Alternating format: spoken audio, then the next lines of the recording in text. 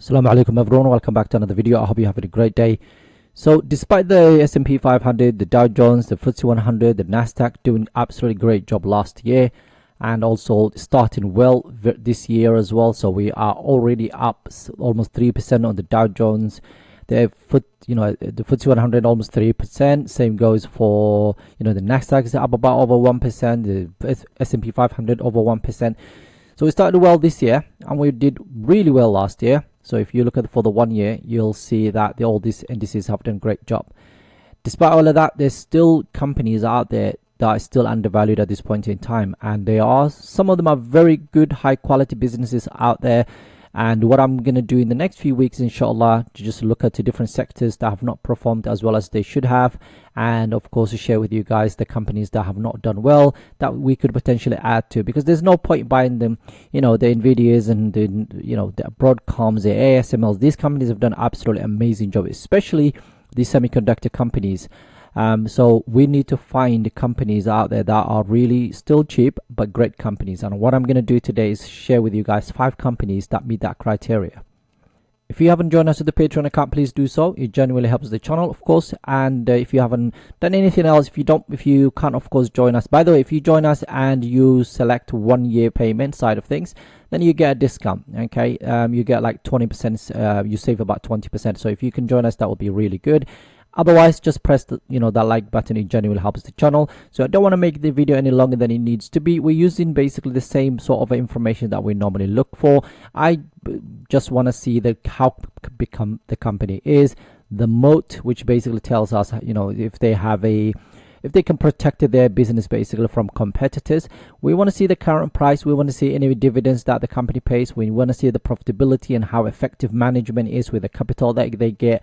Free cash flow. We want to see free cash flow is important money that the company has after they paid off everything they need to pay off, and they can use that money to pay off any debt, buy other companies if they need to, pay dividends, of course at the same time buy back their own shares and things like that, and this just to grow the business and so on. And EPS growth, the revenue, we want to see basically what is expected of this company moving forward. And then finally we want to see the valuation. So all of these things are important, but there are the metrics out there that are also equally important, but I focus on these things because it kind of gives me a quick overview of every company. Then I can dig deeper about the companies and so on. I use Morningstar valuation because I feel like it has a bit of a margin of safety, which normally I like to add another 5 to 10% on top of that, just to give myself a little bit of cushion.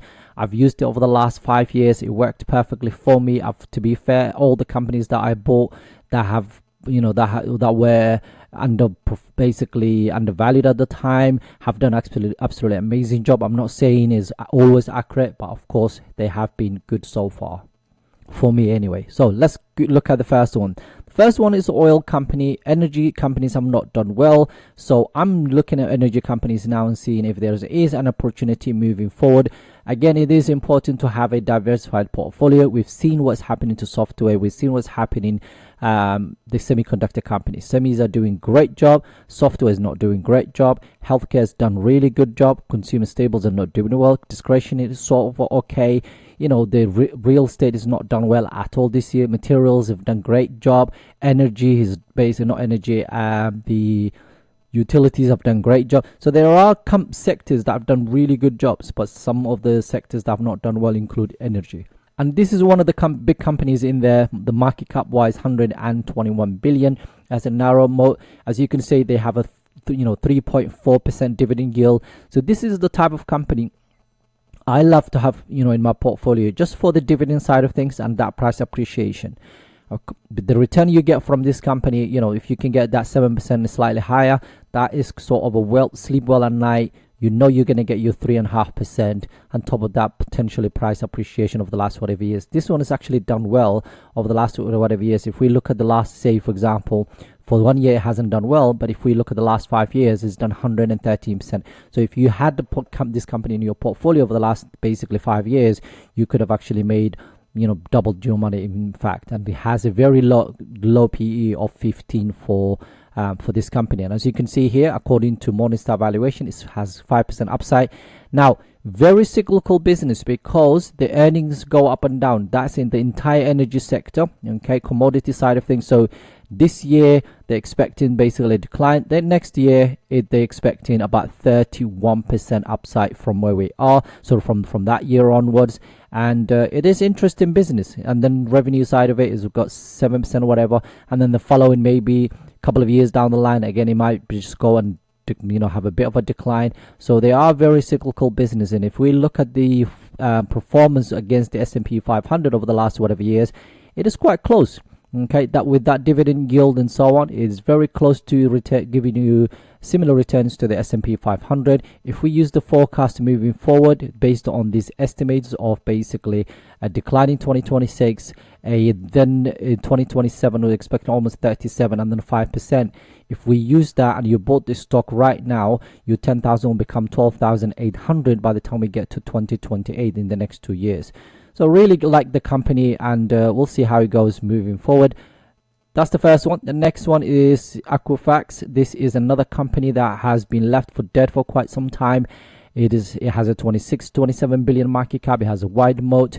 It does pay some dividends, and the profitability is good. Free cash flow is not the best. Okay, it's decent. By the way, this one has actually excellent free cash flow. I really like that. But they expected the earnings to grow about 15%, revenue 9%. 21% upside from where we are, which is very interesting. Again, looking at the earnings expectation is moving forward for this one, the 15%, then 21%, 23%. It's doing really good. Expected to do really well, about 8%, 10% when it comes to the revenue side of it. Let's have a look at what Wall Street is saying on this one. Okay, 10 strong buys, 5 buys, 8 holds. And they're expecting about 20% upside from where we are. If we look at this one as well, the same thing, 16 strong buys, 7 buys, 5 holds and 1 sell, and about 14%, 15% upside from where we are. Now, if we look at the historically where the company has been, you can see it's very cyclical business. Okay, in terms of, it's not actually that bad. It's not as bad as I thought it would be. Okay, but then again, look at that price. Now, if we look at the performance against the S&P 500 over the last basically 10 years and so, you can see it has beaten the S&P 500. And the forecast for this one here, okay, if we look at basically based on that earnings expectations moving forward, we get about 365 by the time we get to 2028. But if we use the normal multiple, which is the company, which is that 31 PE that's been trading over the last 5 years on average, then your 10,000 will become about 18,000 US dollars, which is quite interesting. The next one that we're looking at today is Procter Gamble. This is a great company that I have in my portfolio. Sleep well at night, consumer staples. I really like this type of businesses. Excellent dividend, basically over almost 3%. Payout ratio is very low. There is a dividend king. You get nice dividend for your basically money. Profit margin, return on equity, return on invested capital is great. Over $14 billion of free cash flow.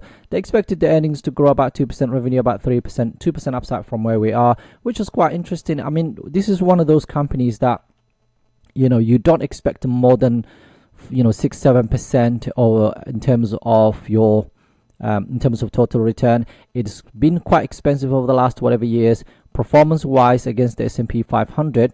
Okay, with that dividend, so it has underperformed. It's almost 7% against that 9%. Forecasting moving forward kind of thing. If you look at it right now, if we look in this basically estimates, seems expensive. But if you use the normal multiple for this one again, which is basically that 24 PE, where it's been over the last whatever years, your 10,000 become almost to 14,000 US dollars, which is quite nice. If we look at the price, what Wall Street is saying, it's basically about 15% upside from where we are. Now, if we look at the earnings expectations as well for this one, you can see that you get that 5% almost every single year, about 3-4% when it comes to revenue side of things. If you haven't pressed that like button, please do so. Like I said, it helps the channel. EOG Resources, the next one, again, is one of the big oil companies out there, doing really great job in terms of dividend, low payout ratio, basically 8 years of increasing, the last 5 years about 22%. The profitability side of it is good, $6 billion of free cash flow. Again, a little bit of decline in terms of the EPS, but revenue about expected to grow 2%, 32% upside from where we are. So if we go here and just look for this one, we can see price wise, okay, historically where the company has been and how cyclical this business is. Oil companies graph always looks like that, and the performance against the S&P 500 in the last 10 years, you could see it has beaten the S&P 500, which is nice. I'm not saying it's going to do the same thing, but potentially it could do. And if we look at the if we're using these estimates here, you expect almost to double your money by the time we get to 2028, which is very, very interesting. Okay, so that 15 PE for this company, you'll make almost to 21,000 US dollars by the time we get to 2028. That's one of the reasons I'm bullish on this company. And if you look at it, basically, if you use the normal multiple, which is that 12 PE where it's been over the last whatever years, then you're still making almost to 7,000 US dollars on the top of what you have already, which is nice. It's really good to see that. And if we just look at EOG Resources on this one, you can see the earnings expectation side of things more or less the same. So 17% decline this year, but the next year 18%, 15%. Revenue more or less the same. And if we look at the Wall Street expectations for this one, it's a buy right now, 13 buys, 17 is basically holds 21% upside from where we are. The final company we're going to talk about today is S&P Global, one of the best companies out there in my opinion. It doesn't have it actually has a wide moat. And dividend side of things, 52 years of increase in that dividend, so it's a dividend king. We've got two dividend kings here. And then expectation in terms of EPS and revenue, 12%, 7%, 4% upside from where we are, over $5 billion of free cash flow right now. And if we look at this in terms of valuation side of things, historically, if you look at the graph, look at that, too expensive for a very long time. Performance against the S&P 500, 12%, 13% almost, it basically has beaten the S&P 500. And then if you look at basically the normal, what the expectation in terms of estimate side of things, it is expensive right now, almost a 30% downside from where we are. If you use the normal multiple, which is that 31 PE over the last whatever years, if you bought this stock right now, you'll have a total of money wise 14,223 US dollars, or 42 total rate of return, which is quite nice. So again, another one that seems very much undervalued. If we go on here and look for this company, you will see in terms of ratings, we have a strong buy from Wall Street, 16 strong buys, 6 buys, 1 hold, and then 12% upside from where we are. Again, another very, amazing business in my opinion. And I'm being biased because I do own the company. But again, do your research. You'll learn more about this company, and then you will see what I'm talking about. December 2026, they're expecting about 12% in terms of revenue. In terms of EPS, again, same thing in 2027. There's a revenue about that 7% and so on, which is basically what we've seen there. So really great companies, all of them in my opinion, but right now undervalued. So it's not always about technology companies and semiconductor companies. If you are looking for a very much balanced portfolio, then you're going to have to do these things. I do own quite a few of these companies. This one is actually a fresh news company that I've added to the portfolio. This one I do own it. Actually the rest of them I own it apart from this one here, and I'm going to show you guys now that basically how many shares of these companies that I own. So S&P Global, I own 16 shares, $350 per share is my average. If we look at EOG Resources, if I can find that let's go with Procter Gamble first, and then 55 shares, down about 3%, which is not a lot to be fair. The company has done a great job over the last whatever year, so I'm going to hold on to that one. This one I'm down about 15%, so my average is about $119 per share. And the newest of all of them is basically this one here, ConocoPhillips. I've just added to the portfolio just less than 4.4 shares, just up a little bit. So is one that I will be dollar cost averaging it into, just sort of balance the portfolio in terms of the energy sector and so on, because what I'm trying to do is build portfolio for the long run, and this is exactly what I've been doing over the last whatever years. I'm going to continue doing that. My target has always been to hold about 25 to 30 different investments. Right now we're on 28. I'm not saying I'm in rush to buy another 2, but if I see opportunities out there, inshallah I will add to them.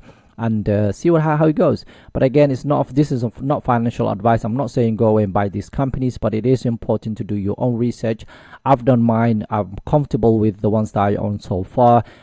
So yeah, I'll let you guys know how it goes inshallah in the next few weeks. But yeah, if you enjoy this type of content, please join us in the Patreon account. It genuinely helps the channel, and again, you get a discount of 20% if you sign up for the year. Have a wonderful day. Assalamu Alaikum.